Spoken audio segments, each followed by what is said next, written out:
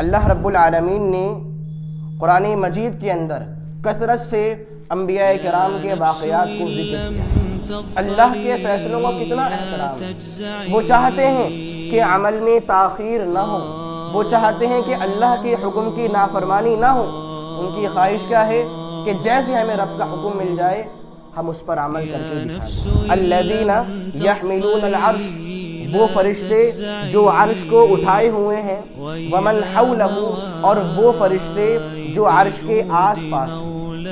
یعنی دو قسم کے فرشتے ہیں، ایک وہ فرشتے جو عرش کو اٹھائے ہوئے ہیں اور ایک وہ فرشتے جو عرش کے آس پاس اور اس کے ارد گرد ہیں۔ یہ دعا کون کر رہے ہیں؟ فرشتے کر رہے ہیں دعا، اور کن کے لیے کر رہے ہیں؟ اہل ایمان کے لیے دعائیں کر رہے ہیں۔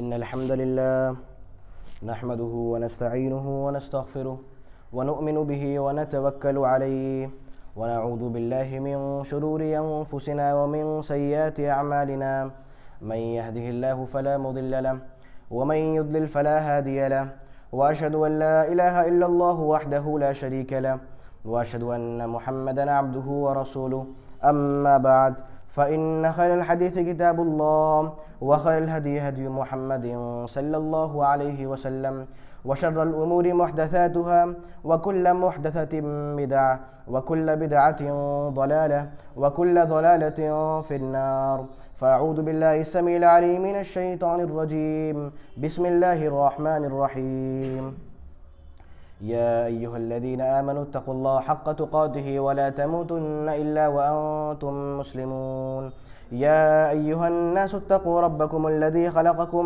من نفس واحدة وخلق منها زوجها وبث منهما رجالا كثيرا ونساء واتقوا الله الذي تساءلون به والأرحام إن الله كان عليكم رقيبا يا أيها الذين آمنوا اتقوا الله وقولوا قولا سديدا يصلح لكم أعمالكم ويغفر لكم ذنوبكم ومن يطع الله ورسوله فقد فاز فوزا عظيما وقال الله تعالى في موضع آخر الذين يحملون العرش ومن حوله يسبحون بحمد ربهم ويؤمنون به ويستغفرون للذين آمنوا۔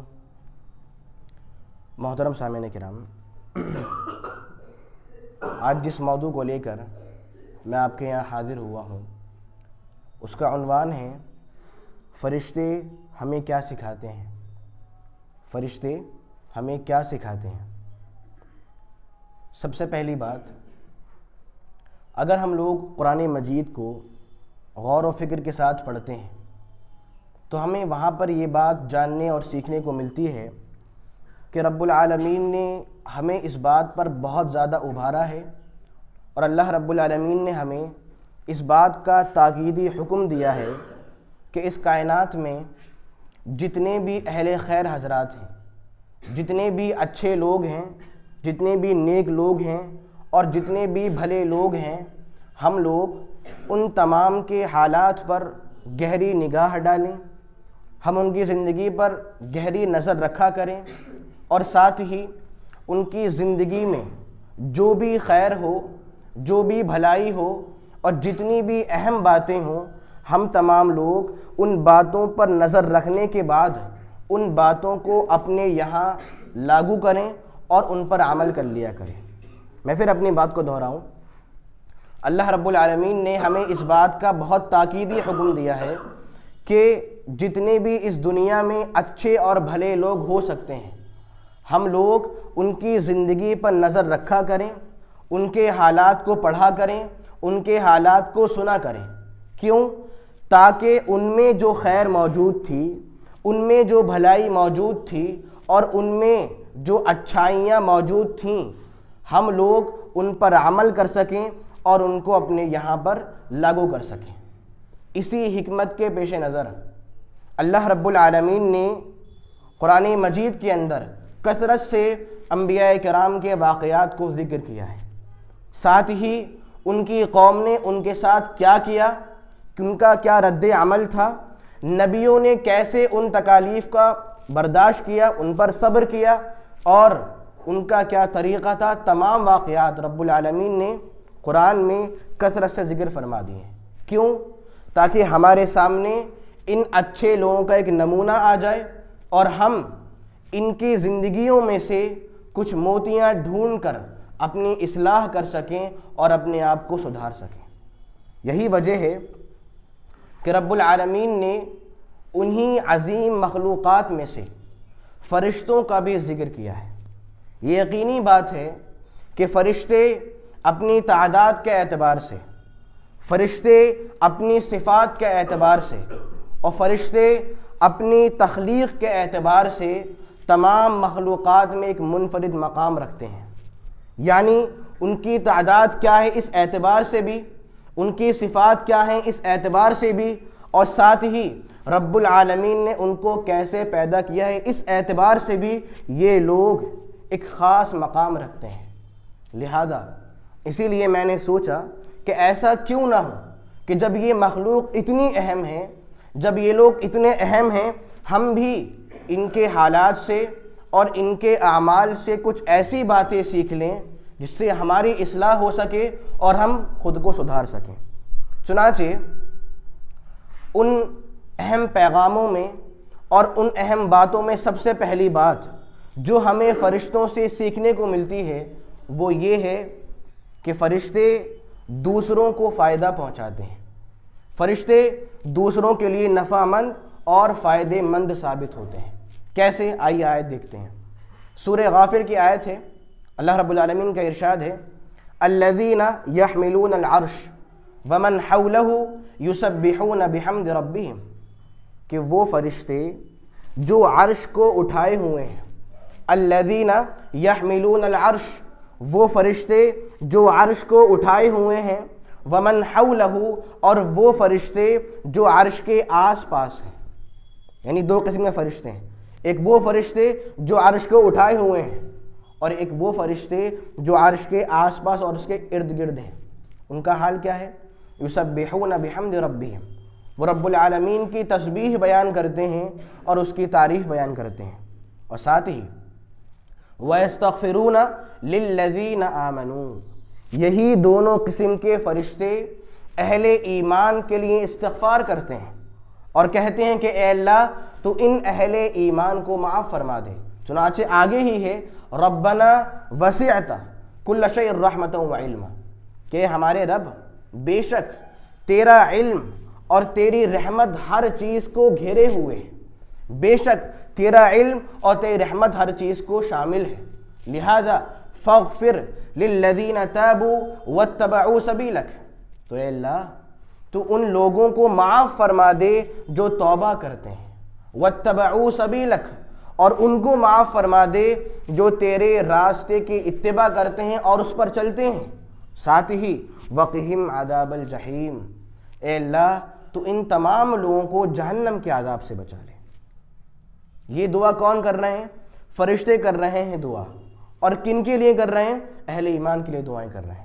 اور ایسی اگلی جو آیت تھی وہاں پر بھی ایسی دعا کے الفاظ موجود ہیں۔ خیر، اب آپ یہاں پر رکیے اور ایک بات سوچئے کہ فرشتے یہاں پر اہل ایمان کے لیے دعائیں کر رہے ہیں اور کہہ رہے ہیں کہ اے اللہ تو تمام اہل ایمان کو معاف فرما دے اور ان لوگوں کو یہ معاف فرما دے جو تیرے راستے پر چلتے ہیں، جو تیرے راستے کی اتباع کرتے ہیں، اور اے اللہ تو ان تمام لوگوں کو جہنم کے عذاب سے بچا لے۔ اب سوچنے والی بات یہ ہے کہ فرشتے اہل ایمان کے لیے دعائیں کر رہے ہیں، ذرا غور سے بات سنیے گا، فرشتے اہل ایمان کے لیے دعائیں کر رہے ہیں، دوسرے الفاظ میں فرشتے اہل ایمان کو فائدہ پہنچا رہے ہیں، جبکہ بدلے میں فرشتوں کو اہل ایمان کی طرف سے کچھ بھی نہیں ملتا۔ بتائیے، فرشتے ہمارے لیے دعائیں کر رہے ہیں، ہم بدلے میں ریٹرن میں فرشتوں کو کیا دے رہے ہیں؟ کیا ہم انہیں کچھ دے رہے ہیں؟ نہیں، مگر پھر بھی ان کا حال کیا ہے کہ وہ فرشتے برابر ہمارے لیے دعائیں کیے جا رہے ہیں، انہیں زیادہ فکر ہے اس بات ہے کہ ہم لوگوں کو جہنم سے بچا لیا جائے، انہیں فکر ہے کہ ہماری مغفرت ہو جائے، یعنی وہ ہمیں فائدہ پہنچا رہے ہیں، جبکہ بدلے میں ہم ان کو کچھ بھی نہیں دیتے ہیں۔ کیا بات سیکھنے کو ملی؟ کہ فرشتے دوسروں کو فائدہ پہنچاتے ہیں، اور بدلے کی امید نہیں رکھتے ہیں، انہیں طمع نہیں کہ انہیں بدلے میں کچھ بھی دیا جائے، وہ پھر بھی برابر فائدہ پہنچاتے رہتے ہیں۔ ایک طرف یہ حال ہے۔ ایک بات اور غور کیجئے، اسی حکمت کے پیش نظر اللہ رب العالمین نے قرآن مجید میں جب بھی دعا کے الفاظ استعمال ہوتے ہیں، وہ دعا کے الفاظ ایک کے لیے نہیں ہوتے ہیں بلکہ سبھی لوگوں کے لیے ہوتے ہیں۔ مطلب جو دعا کے جو صیغے ہیں وہ واحد کے لیے نہیں بلکہ جمع کے لیے ہوتے ہیں۔ کیسے؟ ایک مثال پیش کروں۔ حضرت ابراہیم علیہ السلام اور اسماعیل علیہ السلام دونوں دعا کرتے ہیں، کہتے ہیں ربنا وجعلنا مسلمین لک ومن ذریتنا امۃ مسلمۃ لک۔ یہ سورہ بقرہ کی ہے۔ دونوں دعا کرتے ہیں کہ اللہ، اے ہمارے رب، تو ہم لوگوں کو اپنا فرما بردار بنا لے۔ ربنا وجعلنا مسلمین، اے ہمارے رب تو ہم دونوں کون؟ ابراہیم اور اسماعیل علیہ السلام۔ اے اللہ تو ہم دونوں کو اپنا فرما بردار بنا لے۔ اتنی دعا کافی تھی، لیکن ان لوگوں کو اوروں کی بھی فکر تھی۔ دعا کی وَمِن ذُرِّيَّتِنَا أُمَّةً مُسْلِمَةً لَكَ، اے اللہ تو ہمیں تو اچھا بنا ہی دے مگر تو ہماری اولاد کو بھی اپنا فرما بردار بنا لے۔ کیا ہو رہا ہے؟ جب دعا کی جا رہی ہے تو صرف ایک کے الفاظ نہیں بلکہ اوروں کو بھی شامل کیا جا رہا ہے کہ اللہ ہمیں بھی فائدہ پہنچے اور اوروں کو بھی فائدہ پہنچے۔ اسی طریقے سے سورہ ابراہیم کے ایک آیت ہے، یہی دعا کرتے ہیں کون؟ ابراہیم علیہ السلام۔ کہتے ہیں ربنا اغفر لی ولوالدی وللمؤمنین یوم یقوم الحساب، کہ ہمارے رب تو مجھے معاف فرما دے اور میرے والدین کو معاف فرما دے۔ اگر دعا اتنی ہوتی تب بھی بات کیا تھی؟ پوری تھی۔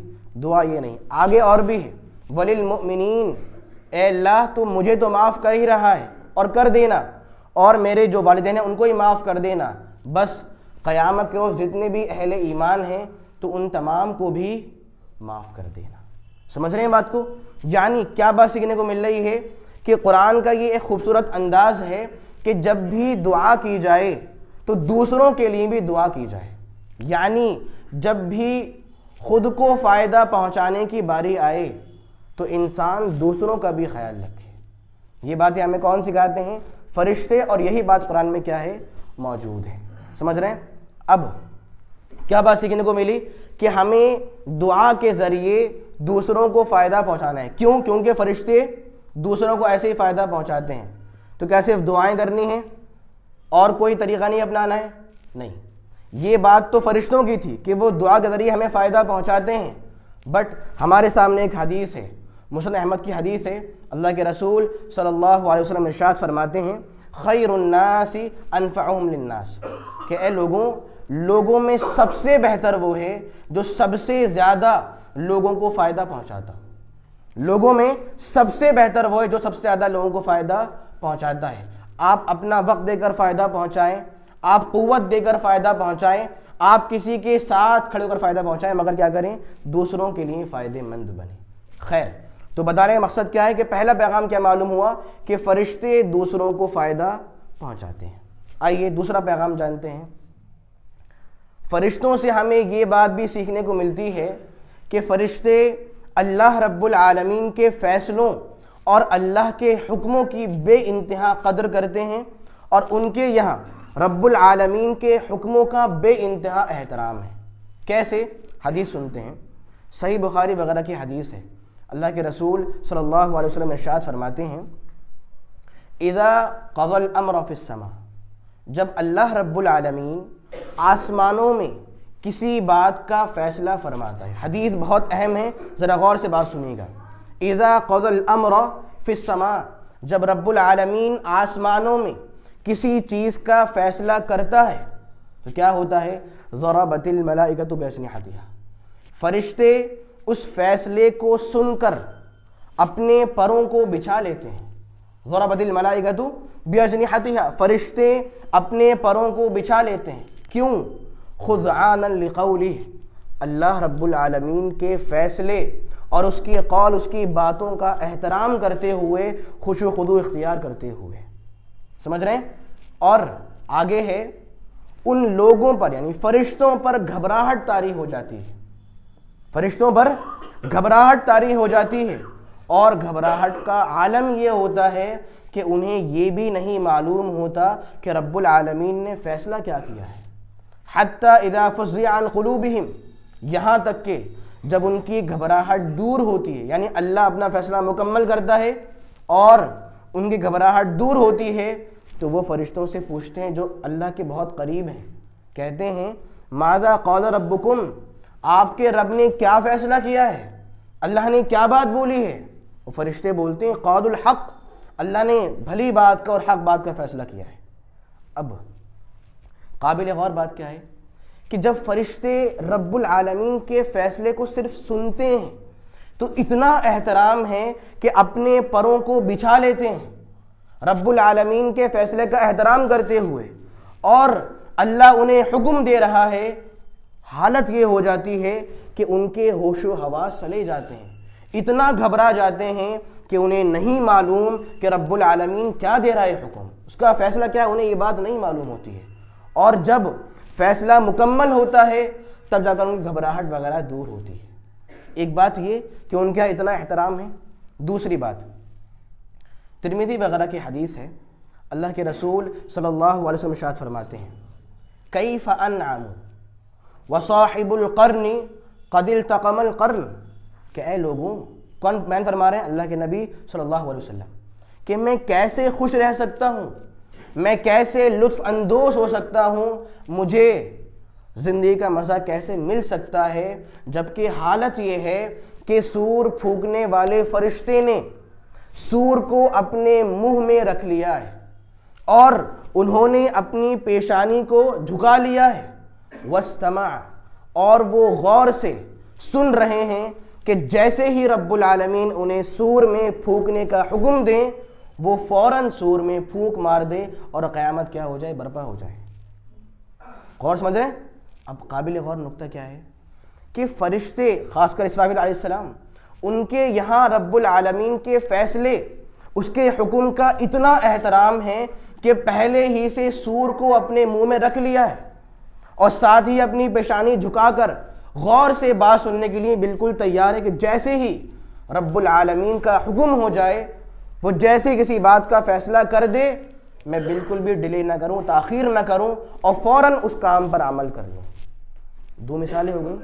تیسری مثال سورہ تحریم کی آیت ہے، رب العالمین کا ارشاد ہے علیہا ملائکۃ غلاظ شداد لا یعصون اللہ، کہ جہنم پر ایسے سخت دل اور مضبوط فرشتے مقرر ہیں، لا یعصون اللہ ما امرہم، کہ اللہ رب العالمین انہیں جس بھی بات کا حکم دے وہ اس کی نافرمانی نہیں کرتے ہیں. لا یعصون اللہ ما امرہم، رب العالمین انہیں جس بھی بات کا حکم دے وہ لوگ رب العالمین کی باتوں کی نافرمانی نہیں کرتے ہیں. اور حال کیا ہے؟ وَيَفْعَلُونَ مَا يُؤْمَرُونَ، انہیں جس بھی بات کا حکم دیا جائے وہ اس پر عمل کر کے دکھا دیتے ہیں. اب یہ تین باتیں ہیں، ان کو اپنے سامنے رکھیں ہم لوگ کہ فرشتوں کے یہاں اللہ کے فیصلوں کا کتنا احترام ہے. وہ چاہتے ہیں کہ عمل میں تاخیر نہ ہو، وہ چاہتے ہیں کہ اللہ کے حکم کی نافرمانی نہ ہو. ان کی خواہش کیا ہے کہ جیسے ہمیں رب کا حکم مل جائے ہم اس پر عمل کر کے دکھا دیں. ایک طرف فرشتے ہیں، ایک طرف ہم لوگ اپنا حال دیکھیں. ہمارا حال کچھ اور ہی ہے. ہم لوگ کیا سوچتے ہیں کہ اللہ اگر ہمیں کرنے کا حکم دے تو ہمیں وہ کام نہیں کرنا ہے، اللہ نہ کرنے کا حکم دے تو ہمیں وہ کام کرنا ہے.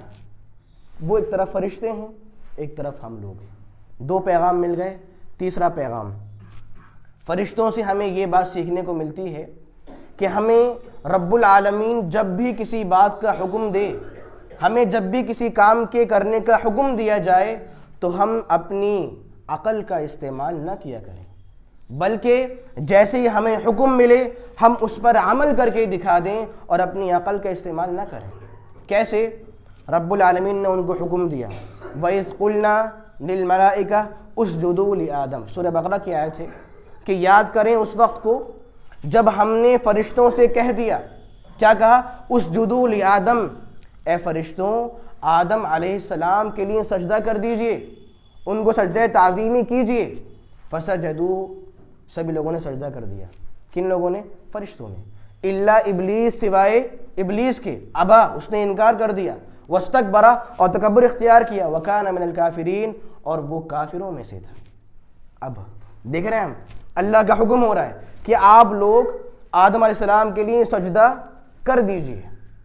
ہوتا کیا ہے، فرشتے فوراً حکم مان لیتے ہیں اور سجدے میں گر جاتے ہیں، لیکن ابلیس عقل کا استعمال کرتا ہے۔ اللہ کا حکم ہے نا سجدہ کر لیجئے، ہونا کیا چاہیے تھا، جیسے ہی حکم ملے فوراً اس پر عمل ہو جائے۔ فرشتوں نے کام کر کے دکھا دیا، ابلیس کی جب باری آئے تو عقل کا استعمال ہو رہا ہے، ارے میں ان کو سجدہ کیوں کروں، میں تو انا خیر من، میں ان سے بہتر ہوں۔ کیوں؟ اللہ نے مجھے آگ سے پیدا کیا ہے اور ان کو مٹی سے پیدا کیا ہے، جبکہ آگ میں اور مٹی میں کوئی سملیرٹی ہے ہی نہیں، اس کی مثال خود الٹی تھی۔ آگ کا کام ہے برباد کرنا اور مٹی کیا کرتی ہے، آباد کرتی ہے۔ تو مٹی اچھی ہو یا پھر آگ؟ سوچئے، مٹی کیا کرتی ہے، چیزوں کو آباد کرتی ہے عمارتوں میں یا پھر اور چیزوں میں، اور آگ کا کام کیا ہے، برباد کرنا عام طور پر۔ تو پھر کیا بہتر ہوا، مٹی۔ لیکن وہی کہ حکم ہو رہا ہے سجدہ کر لیجئے، مگر وہ اپنی عقل کا استعمال کرتا ہے، میں کیوں سجدہ کر لوں، میں تو ان سے بہتر ہوں۔ باقاعدہ وہ کہتا ہے، سورہ اسراء کی آیت ہے کہ اے اللہ کیا میں اسے سجدہ کروں گا جس کو تو نے مٹی سے پیدا کیا ہے، اور اے اللہ کیا تو نے اس انسان کو مجھ پر عزت دی ہے، یعنی میں اس سے بہتر ہوں۔ اب دیکھ رہے ہیں یعنی دونوں باتیں آ گئی یہاں پر، کیا کہ فرشتوں سے ہمیں یہ بات سیکھنے کو ملی کہ جب بھی رب العالمین کا آپ کو حکم ملے اس پر عمل کر لیجئے۔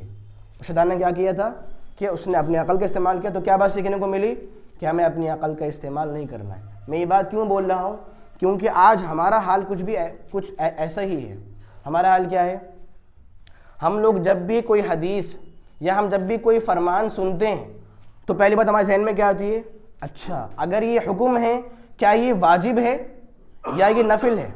ہم لوگ سوچتے ہیں، پہلے ہمیں کوئی حکم بتایا جائے کہ بھائی یہ کام آپ کو کرنا ہے، یہ حکم ہے، سوال ذہن میں کیا آتا ہے، اچھا کیا یہ حکم واجب ہے یا مستحب ہے، کیا کرنا ضروری ہے یا پھر کرنے یا نہ کرنے میں اختیار ہے۔ اور اگر یہ کہا جائے کہ نہیں آپ کو یہ کام نہیں کرنا ہے، اس کام سے رکنا ہے، تو کیا سوچتے ہیں، کیا یہ رکنا حرام والا ہے یا رکنا مکروہ والا ہے، یعنی کیا رکنا ضروری ہے یا رکنے میں چوائس اور اختیار ہے۔ سامعین یہ باتیں عقل والی ہیں، ہم اپنی عقل کا استعمال کر رہے ہیں۔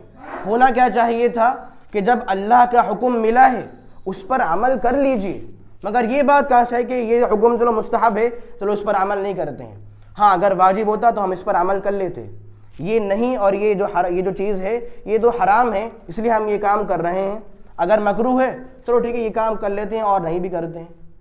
تو سامعین کہنے کا مطلب یہ ہے کہ انسان اپنی یہاں پر عقل کا استعمال کر رہا ہے۔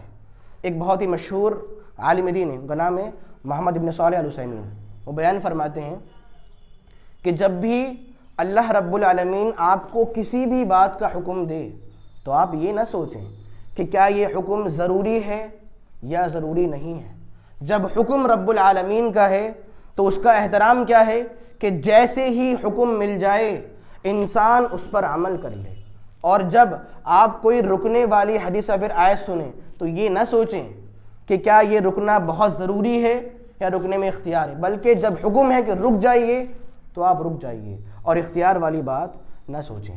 خیر، بتانے کا مقصد کیا ہے، فرشتے سکھا رہے ہیں کہ جب بھی اللہ کا حکم آ جائے آپ کے سامنے اپنا سر جھکا دیجئے اور اس پر عمل کر لیجئے اور اپنی عقل کا استعمال نہ کیجئے۔ یہ وہ چند پیغامات تھے جو ہمیں فرشتوں سے سیکھنے کو ملتے ہیں، ویسے اور بہت ساری باتیں، بس میں 3 باتیں پیش کرنا چاہ رہا تھا۔ دعا کرتا ہوں آخر میں کہ اللہ تو ہم تمام لوگوں کے یہاں ان تمام باتوں کی عمل کی توفیق عطا فرما دے۔ اے اللہ اہل خیر حضرات سے اچھی باتیں سیکھنے اور اس پر عمل کرنے کی توفیق عطا فرما دے۔ اے اللہ ہم لوگ تیرے دین سے بہت دور ہوتے جا رہے ہیں، تو ہم تمام لوگوں کو اپنے دین سے قریب فرما لے۔ اے اللہ ہمارے یہاں دین کا شوق باقی نہیں ہے، تو ہمارے یہاں دین کا شوق پیدا فرما دے۔ اے اللہ تو ہمارے یہاں دین کا شوق پیدا فرما دے۔ اے اللہ تو ہمارے چھوٹے بڑے تمام گناہوں کو معاف فرما دے۔ اے اللہ تو ہمارے چھوٹے بڑے تمام گناہوں کو معاف فرما دے۔